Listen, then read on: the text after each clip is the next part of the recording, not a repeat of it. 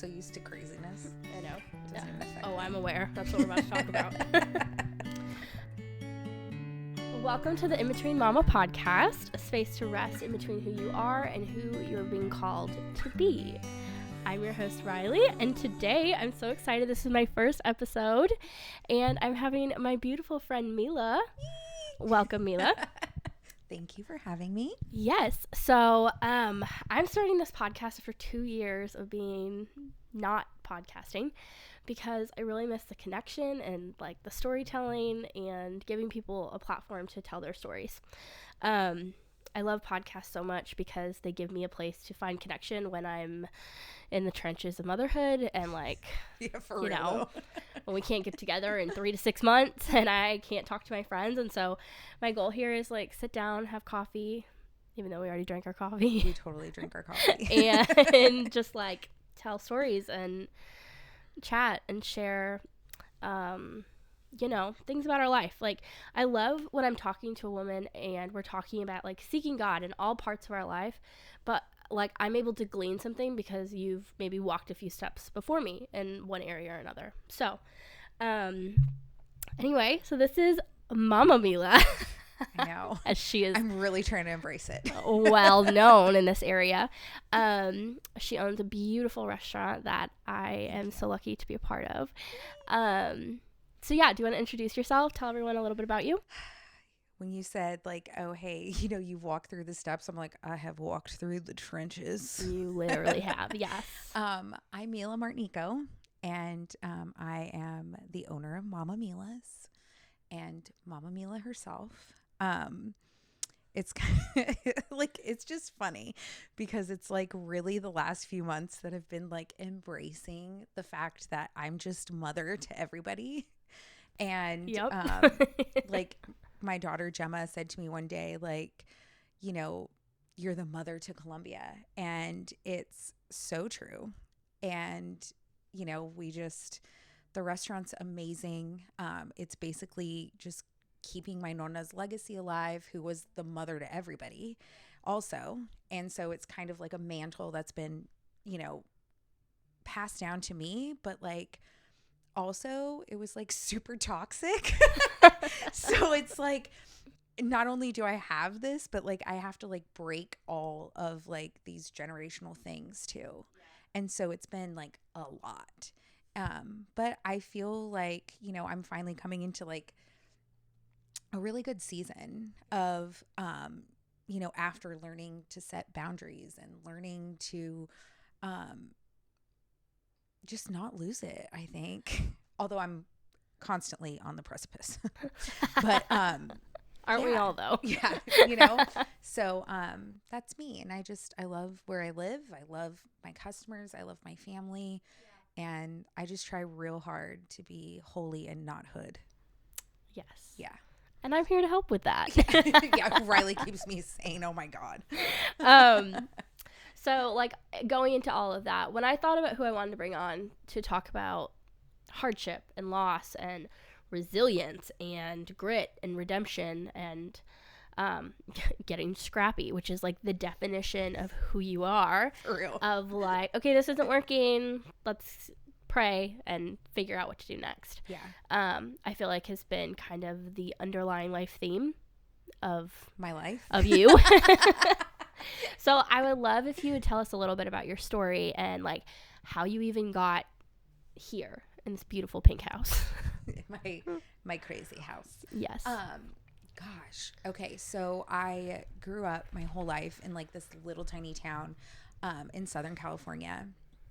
We're just going to ignore all of my devices ringing now. Yeah, no, it's literally just the amount of people trying to reach her on a 24/7 basis. Yeah. It's okay. But so I grew up in SoCal, and our town was just getting like really bad. And so Mateo and I just prayed like, Lord, like we don't know where we're supposed to go, but we need to get the heck out of here because it was just so dangerous. And people like watch the news, they read stuff online, but like it's not until you actually live in a place where you can't take your kids, like, because I have 3 girls. So you had all 3 girls at that so point? I had all 3 girls. Okay. Pearl was 1. Okay. And Gia and Gemma were like 5 and 6, I think. Yeah. When we moved, and I couldn't even go grocery shopping because they were stealing kids out of like the carts and putting them into sex trafficking. Oh my gosh. And I mean, and it was like normal. Yeah. Like, you know, every once in a while when you're on Facebook and there's like a post that's like, oh, this man followed me, like that was daily occurrence where we lived. Wow. And so Matt and I, you know, we ended up finding this Airstream, which was like a God thing himself. Like the man wanted so much money for it, and he ended up like 4 months later, sorry, like calling my husband and saying, the Lord told me to sell this to you for $900 and you can make payments. And I mean, it was dilapidated. Yeah. But Matt and I just fixed it up one piece at a time. Every time the kids would go to bed, like go to sleep, we would take the little monitor outside and work on the Airstream. Aww. And so Louise, right? Louise, yes. Louise, my the Airstream. Pink Airstream. She's adorable. It's so cute. And you know, and so then with that Airstream, we were able to move out here.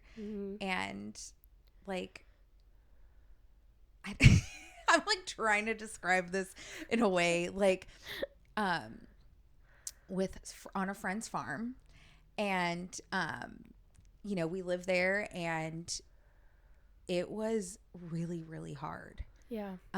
You know, it was like the middle. We survived like a tornado. I've never in my life, like we had to go into like the shelter. Yeah. You know, and it was so funny because like the Airstream was like rocking back and forth, and Matt was like, I think we need to go find shelter. I'm like, stop being dramatic. We're from California. Like, it's okay. And then the knock came, like, we need to go in the shelter. The tornado's a half a mile away. And I was like, just kidding, get in the shelter. You know, like, yeah. And then surviving winter through it. Yeah. And I said, like, in our newsletter, that's gotta be a lot coming from California, right? Oh my God. It was like so crazy because I mean, I grew up with winter flip-flops. Yeah. I was like, oh my God. Which Tennessee winters aren't that bad compared to like where I grew up in Michigan, but like it's still like not California. Yeah. Yeah. I mean, I feel like my body's finally now like acclimated 6 years later. Yeah. You know, so yeah, it's been good. But, yeah. And then, I kind of talked about it a little bit in our newsletter. I'm trying to be fast about this, but, that Matt and I were like, that first Christmas was like horrific. Yeah. And we were so poor. And, that led Matt into opening his own business. And then we ended up in Columbia, like renting this sweet little house from like the best people ever, the Peters. And they were great landlords, but it was a tiny little 700 square foot house. Mm-hmm. And it was like, you know, what they consider the hood here, which is like nothing for me, you know? And so I started just kind of like cooking for the neighbors and being like, hey, can you watch my stuff? Because like that's the Italian thing to do. Yeah. And selling stuff out of the Airstream, and that's where like Mama Mila's started. So you know, then we ended up at Blue 32, and then all the drama there happened, which was my first indication into like small town, like I don't Welcome know. to the South. Like, it was like, yeah, it was so crazy because it was like so many people were so invested. Yes.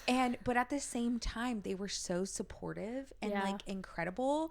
And then, you know, through all of that, it was like, I mean, talk about like being scrappy. Like I was just like, okay, look, I have nothing to lose. Yeah. Like I literally never grew up here. Like I just love living here, and I just want to continue to keep serving. And it was just so insane. And then we ended up in like our new place, and I even like, you know, I was listening to that song Giada by Maverick City Music. That song, like, oh, I love that song. Yeah. I just remember driving in my little Fiat to go and meet our new landlords and just being like, you know what, Jesus, like if this is the end of my restaurant, like it's okay. Like I'm going to be okay, because like we had $12 in our bank account that Christmas, that first Christmas, or Tennessee Christmas. And we had never been so poor. I mean, even in California, which is like crazy. Yeah. And I was just like, if I can make it through that, I'm going to be okay. Yeah. Like, no matter what, I'm going to be okay. And I mean, and that's not even the worst thing that happened to me. You know what I mean? But just as far as like business wise. Yeah. And yeah. And so then Deb ended up like completely taking a risk and, you know, saying like, okay, because I was like flat out, like I'm a very like blunt person. I have nothing to hide. And I think that's something that came with my daughter dying. Yeah. I just decided like, you know what? I'm going to be like whoever I'm supposed to be and like unapologetically me. Yeah. Because I tried to do all the things that were expected of me. Yeah. And she died anyways. Yeah. And so. Would you like to take a second to talk about Giada? Yes. So, I've actually, God, I was thinking about it this morning and I'm like, I've been pregnant 7 times and I have 3 living children. And, between, Gemma and Pearl, which makes sense because now, you know, Pearl's my pearl of great price. Yeah. And, I had a daughter, Giada, we had a daughter, Giada. And, oh my God, it was like the best pregnancy. I lost like 25 pounds. I walked every single day. I like took my vitamins every day. I just was like eating all the things so we well. Can't actually do outside of that. I'm like, I don't know why I'm like so horrible outside of pregnancy, but I was like so healthy. I felt so in tune with my body. Yeah. And it was the most like beautiful experience. I was so close to God. And he constantly told me that in dreams and all kinds of things that she was my history maker. And I didn't know what that meant, you know? Yeah. And I was just like, okay, Jesus, like I'm going to continue. And I tried to have like a VBAC and the doctor just flat out looked at me and said, we don't make money that way. And I know, right? Like so triggery. Honestly, you and I could have a whole episode just on birth. I know, like for real. And another day. It's like so triggery. So like Matt and I decided to do a home birth. Yeah. And, you know, I had been bullied into like 2 previous cesareans. And I, with Gia and Gemma. Okay. Yeah. And then I had like a loss, you know, before Gia. But I had like really been bullied into them and I wanted like this like redeeming birth, you know, and I felt like that's what was going to happen. And my like everything was just so beautiful until it wasn't. And I had a uterine abruption and I had to be rushed to the hospital and it was just horrific. And I could tell that Giada was kicking. Yeah. And I told her and of course what doctor walked in. Yeah. But the doctor that was on call that refused to give me a VBAC. Yeah. And I just begged her. I said, finish pulling her out and then just throw me into the OR, like please, because like the abruption happened right as she was crowning. Yeah. And the doctor just held my legs down and took me into the OR. And and I mean, we had different viewpoints on, you know, like it's almost scary to talk about it, but like vaccines, like and stuff like that. Yeah. And, you know, my family, we have genetic condition and I was just like, nothing is done without me being awake. Yeah. And I want my husband with the baby at all times. Yeah. Like, you know, and, which is insane that you even have to like, you even have to say that. Yeah. Right. And so I ended up like, I remember waking up and the doctor was sitting there like typing notes and I said, where's Giada? And she was ignoring me. And I just looked at her. I was like, where is my baby? And she looked at me and she said, your husband is coming to talk to you. Oh my And I goodness. just was like, where's Mateo? Like, where is he? Yeah. And she was ignoring me. And I just started screaming at her. I was like, talk to me. And Matt walked in with my friend Rachel. And Matt looked like he had been through war. Yeah. And I just looked at him and I was like, what happened? I'm like, where is she? Why are you not with her? Yeah. And I just remember looking at him, and Rachel grabbed my hand and she said, Giada didn't make it. And, you know, later on, Matt talked to me about it. And, you know, I almost died. Mm-hmm. And I had 7 blood transfusions. And the woman gave me a uterine repair that wasn't even to like medical standard. And I know it was like I had a whole other uterine repair after Pearl. Oh my word.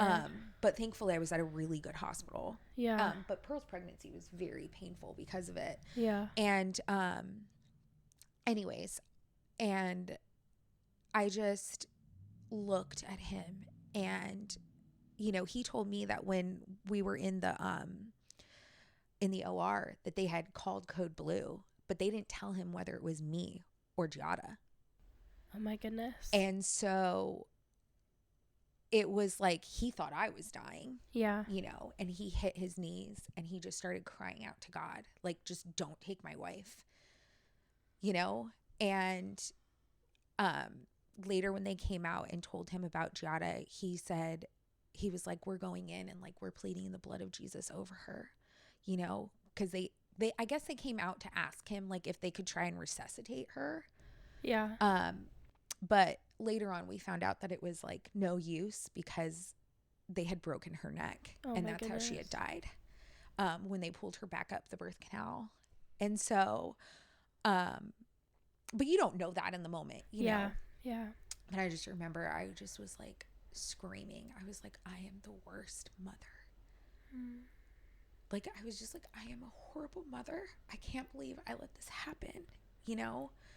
And it, Riley, like literally 2 days ago, I was talking to my therapist about mom guilt, about this situation, you know? And like, in the moment, like, you don't see the reality of the situation, you know?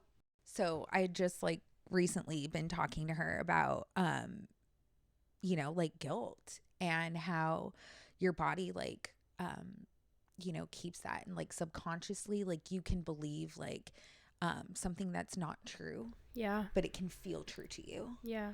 And like in that, you know, moment, I felt like it was my fault. And yeah, and so like that. Well, and the lack of informed consent from that doctor and her pushing all of that on you, and then the fact that you couldn't even trust her because she wasn't doing her job Right. of being a good practitioner. Right. Like, that just adds an insurmountable weight to all of it. Just all of it. And like, it's so crazy too, because it's like when later on, you know, when I was praying about it, God just kind of showed me that, you know, this is a spirit that's in the world right now. Like, this is, you know, basically trying to take away the sacredness of human life. Yeah. You know? And yeah, and so I just, you know, it wasn't just that, it was, you know, staying in the hospital. I had to stay on the maternity floor, you know, and so I was surrounded by babies, and that, and you know, planning her funeral. My family, so many people were like, you should have just had a normal birth.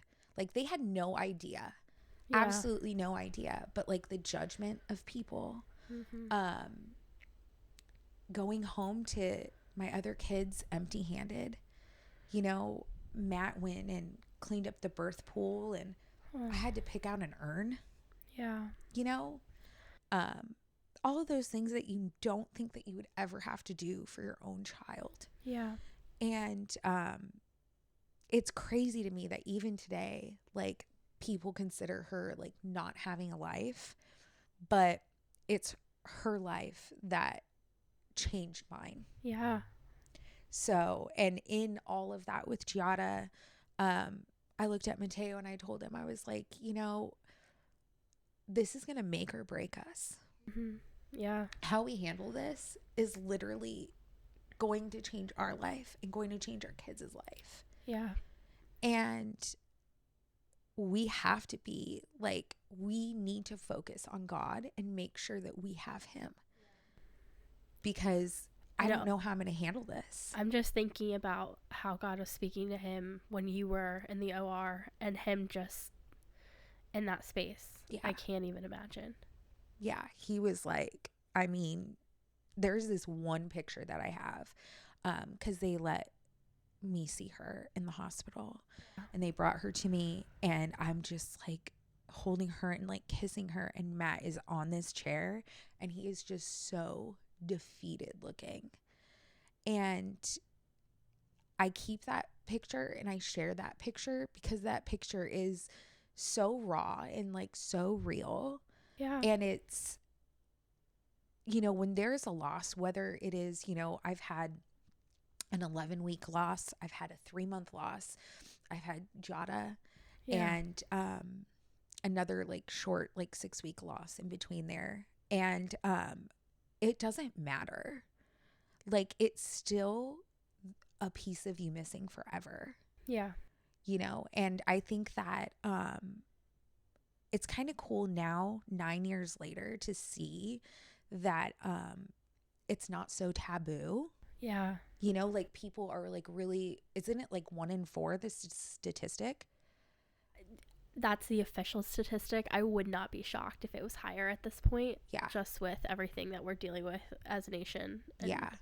Health wise, I mean. Yeah. That's again, so that's true. Another podcast episode. Yeah, for that real. You and I could do. We're all but yeah, it's about that. Yeah. And so, you know, it's like so cool that it's not like so taboo anymore and like people can openly talk about it. Yeah. But I know I was able to talk about mine too. And it's weird because I think it's hard for me sometimes to even like acknowledge and talk about it because it was so early, and like your mind plays tricks on you of like, were you even? And like, totally. If nobody else really acknowledges it, which there was a few people that did, but you know what I mean? Like it takes, sometimes in those earlier ones, it feels like, do I even have any right to sit in this space? But yet it's so very real. Yeah. At the same time. Dude, I saw this like meme, I think 2 or 3 weeks ago, and it like wrecked me. And it was going through Facebook and it said, imagine when you, like something like this, like imagine when you step into heaven and you hear for the first time someone yell, "Mama." Yeah. And that just like, this is terrible, but I was sitting on the toilet. As you do. Just like crying. I mean, honestly, as a mom, that's the only, that's not even my sacred space because Pearl knows how to unlock the door with like a butter knife. Yeah. So, but like, you know, I was just like sitting there like wrecked. Yeah. Like, oh my gosh, you know, like this is like, that's going to be me, you know? I know my mom always talks about how like the first face that her baby saw was Jesus' face. Yes. And like, if anything else, like that is so comforting. Yeah. It was, if that's the only thing you can hold on to at that moment. It was, I think about that all the time. Yeah. All the time. And like God has been so good, and he gives me like my friend Cheryl, who actually lost 2 sons. They were older. Yeah. Teenagers, but she had told me they're called God kisses. Aww. Like you get like these little like brief little things from God. Yeah. And I feel like we all experience God kisses every day, like, you know, an answered prayer. I literally had like one on the way here today. Did you? I had a double rainbow. Yeah. Oh. I went around one corner and saw just a little peak of rainbow, and I thought, oh. And then I went around the next corner and it was a huge one. Ugh. And then I went around one more corner on the way here, and it was a double. I was That's amazing. Yeah. Ugh, I love that. It's just like, okay, like I'm, you know, like I'm doing it. I'm going. Yeah. You know. I'm showing up. I'm here, Jesus. Which is all he asks us to do. Yeah. Just so that's my little kind of sad, depressing story, but like through it, like that's who I am today because of that. Because I was like, you know what? Like, no. Well, and I think it's so beautiful that you're willing to share, and that, I mean, even at the restaurant, like people who know about the story like still consider you to have 4 daughters. Yeah. And like talk about them, and I think that's really, really sweet. That it's so cool. Like her legacy is literally sharing Jesus. Yeah. And that's amazing. I'm like, this year was it was hard for me, and I think it's because I've like I always say like I'm an onion, because like I always have all these layers that God's like constantly peeling off. But like this year I've just been real dealing with like guilt. And you know, I feel every single person, you know, struggles with guilt in some kind of way, and like grief in some kind of way. Like you know, we've probably all been in many situations. You know, you can grieve anything, friendships, marriages, parent, like anything, you know? Absolutely. And this year for her birthday, I bought a seed library, and I'm super excited to like put it in our front yard so that people can plant seeds, because we released butterflies at her funeral. And that's beautiful. To like pollinate the butterflies. I feel like it's come like full circle, and I feel a lot better about it. But yeah, I'm like, I felt like, you know, I made it through feeling like wanting to die. But I told myself, I was like, I have other children that I have to show up for. And so I would do the best that I could. And then I would allow myself an hour every day, and I would cry. And I did that for years, like literally years. And which I'm sure that had to help, like even just the built up energy in your body of just wanting to be with her and near her. And there's also something that people don't talk about with loss is what happens to your body afterwards. You know, a lot of people don't know that, like, I'm classically trained to sing opera. And I know, did you know that? Nope. And so I literally learned something new about Mila every day. I know. I'm like, FYI. I'm an onion.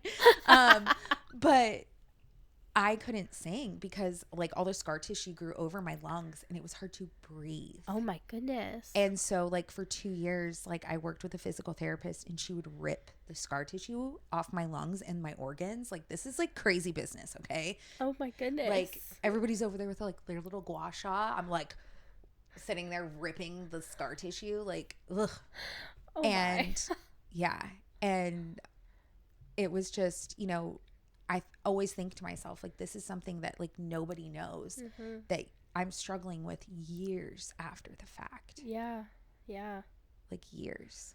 Well, and I wonder about the emotional buildup too, of just like where in our bodies we hold certain emotions, and not feeling like you had a voice with that doctor, and not feeling like you had any control over that situation, and trying to figure out what to do with all that energy too. It's like so much. It is. And I mean, and it's so crazy, like when people are like nuts at the restaurant, like every day, always, like, or they're like, I don't know, like keyboard trolls, you know, like writing a bad review or whatever. Like I let myself get angry for a minute, but then I'm like, okay, no, like what is like literally the matter with this person? You know, because like this could be trauma that's just affecting them, and this is how they're taking it out. Because most of the time it's like the most ridiculous stuff. You know? And no, I literally think like about compassion that all the time, of just like how much grace we have to give people, because I know all the things that I'm constantly feeling, but like having gone through a healing program and doing different things to like learn how to cope, I know that the majority of the people have not had the ability or privilege or time to be able to put into that. And so like they're constantly operating out of a place of hurt. And that's so sad. But so also sad. Like just another reason that we can be more intentional about giving people grace, because we don't know what they're going through. It's so true. Or when old trauma is coming up. Like, Yeah. that's also important to think about too.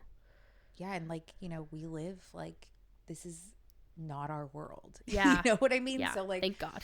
I know. I'm like, please help me, Lord. I know. So sorry, that was like really long. No, it was so good. I am really curious, like, if you wouldn't mind talking about, I'm having to reference my notes.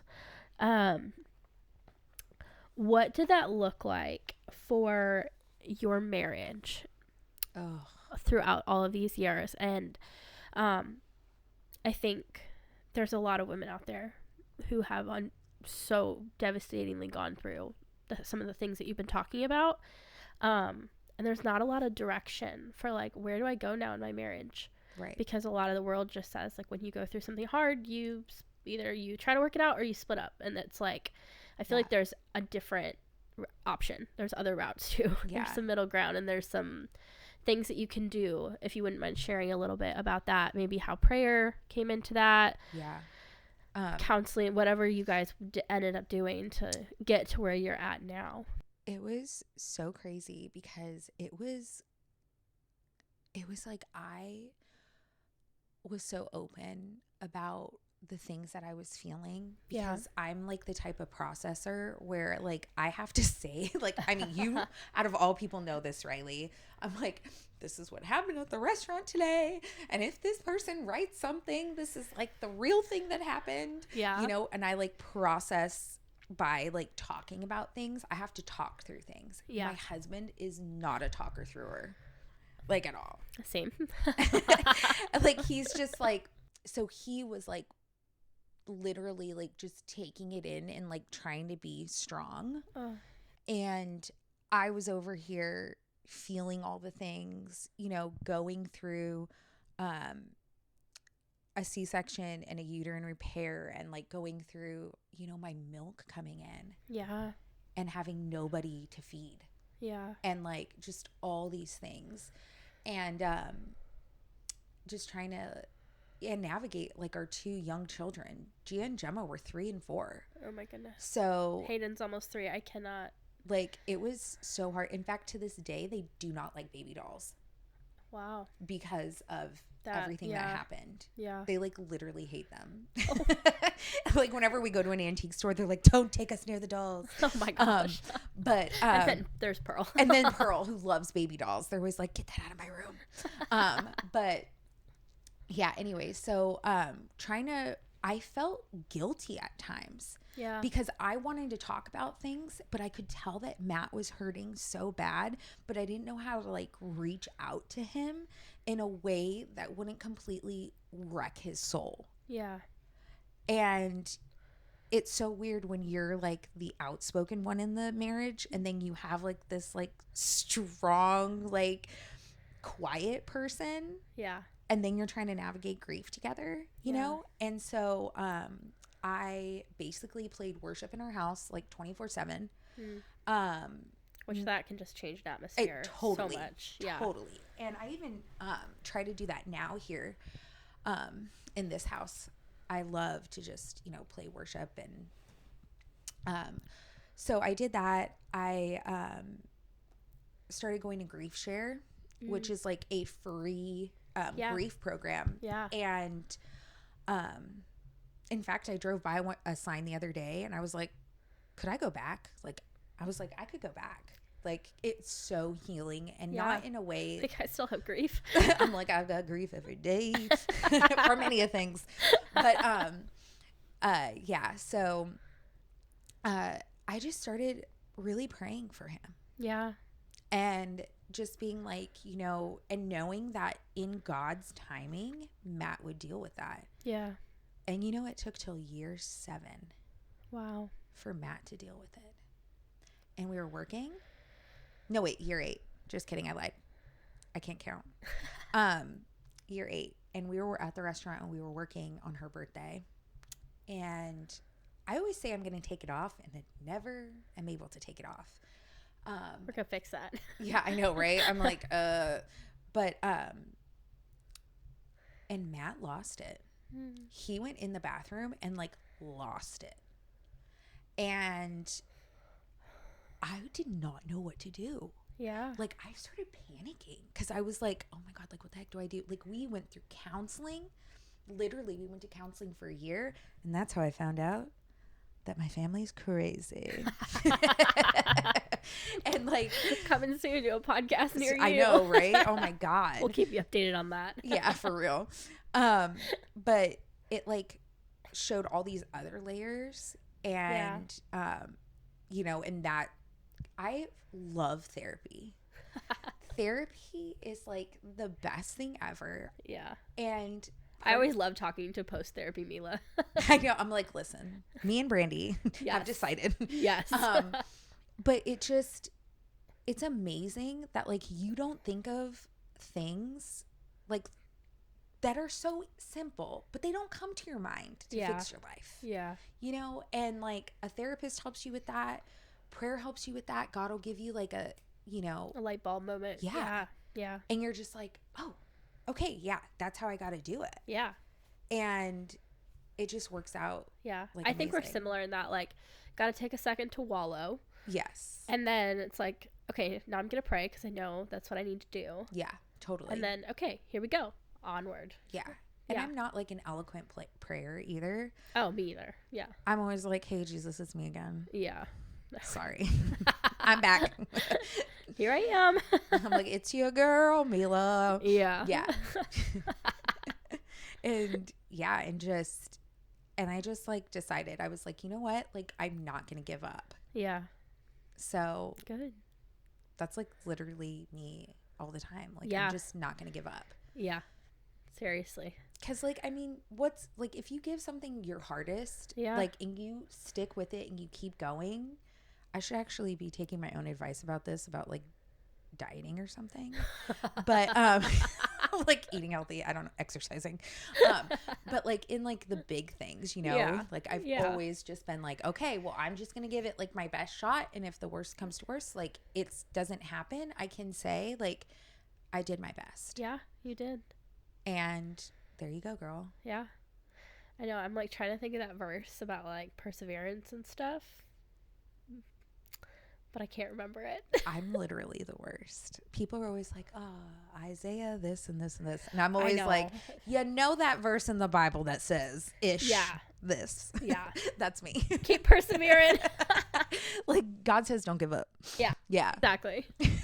But like, in a way, that's like your whole, well done, my good and faithful servant, of just like, oh my God, don't say that. You're going to make me cry. Showing up and doing it. And I mean, you're getting it from him every day. Like his strength and his peace. Just like, I don't know. I'm like, I feel okay-ish. Like, I don't feel like I'm like the best, but I'm like the okay-ish. Like, I'm just trying. Yeah. You know, and we all are. That's like the best that you can do, honestly. I mean, we're not going to be perfect. No. It's not possible. And so whether it's grief or a business, an entire town of crazy people. Yeah. All which you have great experience with. Yeah. You're just showing up and you're just doing the thing. Yeah. And so like true. that's the best we can do. I'm like, I promise you, Columbia, I'm trying. She is. Yeah, it's like, it's just, it's crazy, but like it's good crazy. Yeah. If that makes sense. Yeah. And I mean, no, it's literally sitcom level crazy some days. Most days. We really do need like a camera crew though. Yeah. We're working on it. I'm like, for real. It's just, oh my God. And then when you throw like my children in there. Damn. Yeah, you gotta meet Pearl. Pearl's a whole other level. That child. Like, I love her so much. Yeah, she will be famous one day. We just don't know for what. CEO, baby. Like, or I don't know. I just pray. I'm like, please, God, don't let her run a gang. Just don't let her run a gang. Like, just make her CEO. Like, she's just she's on a whole other level. Like, that kid, when I was pregnant with her. Yeah. And I mean, like, the most painful pregnancy ever. Like, have you ever had both sciatic nerves go out?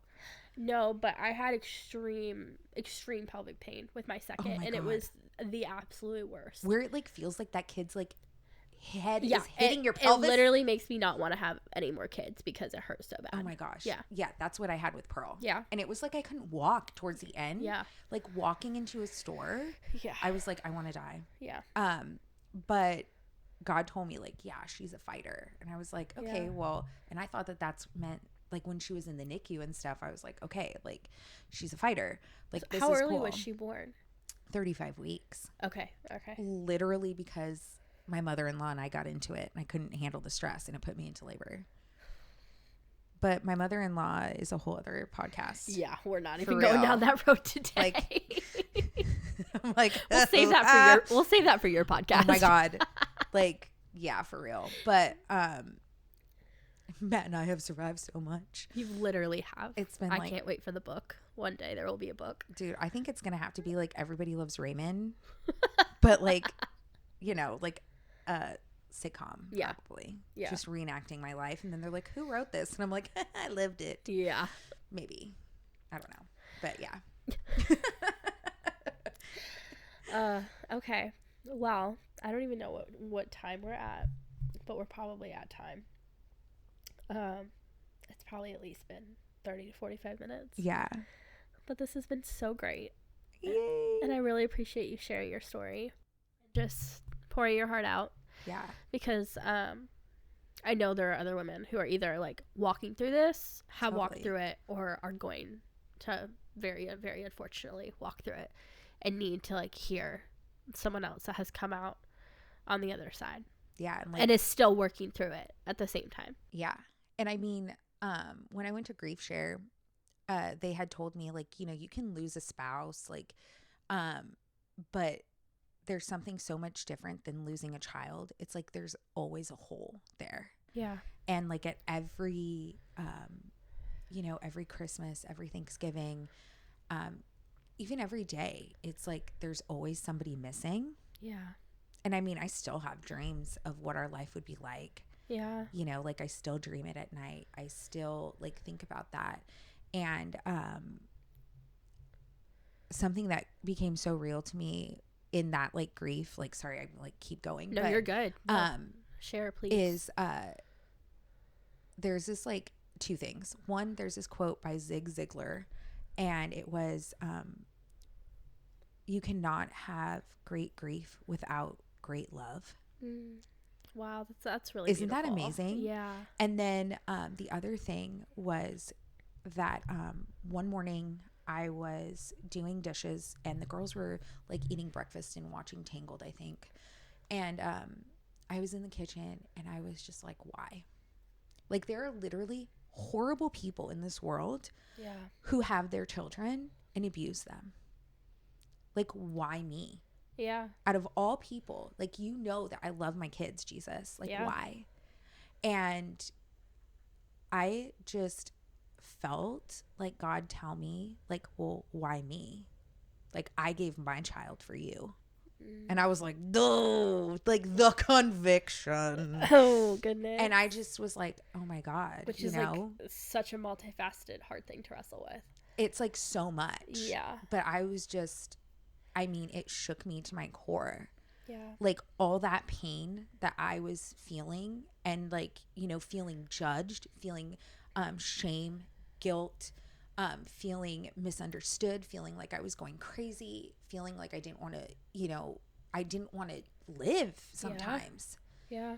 I was like, why? Like, you know, and it was just, it took everything for me to just go and to be on, you know, and I had to fake it till I make it a lot of times. Yeah.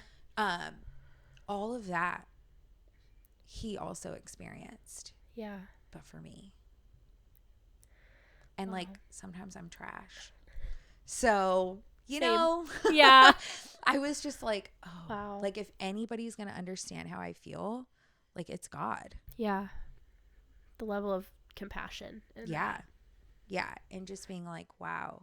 So that completely changed it. And, you know, so like I guess my advice is like surround yourself in worship. Mm-hmm. You know, get help. Like it's okay to get help. Yes. Like it's totally okay. Big fans of help. Yeah. And like pray. Yeah. And even when you have like no words, even when you feel so broken, you know, and I have this bowl in my kitchen that a customer actually gave me because I talked about this once, but like, oh gosh, I don't know if it's China or Japan, but like if something breaks, like a piece of pottery. Yeah, it's Japanese. Is it Japanese? Yeah, it's what is that called? Is it? It's something with a U. But it's like this practice, basically, where they put pottery back together with pure gold. Yeah. And that's like how I can describe grief. Yeah. And like having God heal your grief. Yeah. And it's like, it takes so much time. I don't know if my heart will ever be back together, but little by little, he's taking each piece and like coating the edges in gold and putting it back together. Yeah. Which, I mean, it's not promised that we're going to be healed on this side of heaven either. Right. But yet it's so cool that he's taking the time to still do that here. Yeah. And so I have a piece of pottery that a customer gave me and my sweet friend. Yeah. And I love that. You know, it's in my kitchen and I keep cough drops in it. But every time I grab one. But also that's such a testament to like who you are and how you serve the community and how people like show up for you in reciprocation. I have the best people. Like you I seriously do. Like you get a lot of crazies, but you also have the best community. It's like so cool. And that God built that from scratch for you here. Yeah. Like you literally started from scratch. It's so crazy to me. Like yeah. It Which I mean I get. I started from scratch here too. Yeah. Yeah. It's so cool. And we have like the best people. Yeah. And so like that little small like percentage of like crazy mean whatever my haters are, like it's okay. And people tell me all the time. Which you can't even say that ironically because you legitimately have people. I know. That's wild. I'm like, do you have a real job? I know. They're wilding out here. But like for real, like gosh, I say like so much. I'm so from California. That's so terrible. But people will tell me like I always love reading when people try to say something negative about you on Facebook because your people go after them. Oh, they do. And thank you, God. Yeah. Like, thank you for these Facebook warriors that say the things that I cannot say. Yeah. Like, no, they come back tenfold. I'm like free pasta for you, baby. Like, I love you. You better be careful with that. I know, right? I know. I'm just kidding. No, they speak so much truth and so much love. And like, even today, just walking around town with you, like I got like 2 or 3 hugs. Just from like people who love you and like, I don't know, you walk into a room and you bring God's love with you. That comes out of a place of all the work that you have just been willing to show up for, even when you had nothing. Thank you. Yeah. It makes me feel so good. I'm like, I'm going to listen to this podcast every time I feel like trash. So... Yeah. Thank you so much for doing this. This is amazing. Thank you for coming on and being my first guest. So exciting. Yeah, so I will link where everyone can find you on social media. Yes. Well, come see me and eat really well. Yes, come eat. Come see me because I'm there a lot now. My media queen. Yes. Your official PR person. I know. I've started calling myself that. I'm now your public relations manager. For real. God bless Riley. Like the other night when you're like, I'm at a friend's house. I'm like, I'm so sorry. All this drama's happening. No, it is okay. I love it. I eat it up. But it's so good. Yeah. Thank you so much for coming on. I will post where you can be found and eventually your own podcast. Yes, I'm so excited about that. Go check her out on YouTube. It will be the crazy. Watch her cook. Yeah. Get all her food. All the good things. She's the best. I'm trying to be the best. Yeah. All right. Well, thank you so much for tuning in and come listen to me talk, hopefully without as much stuffiness on my next episode. Yay. I'm just glad you talked a lot. Aren't you supposed to say like and subscribe, or is that YouTube? Oh, yeah. No, you're right. Please subscribe.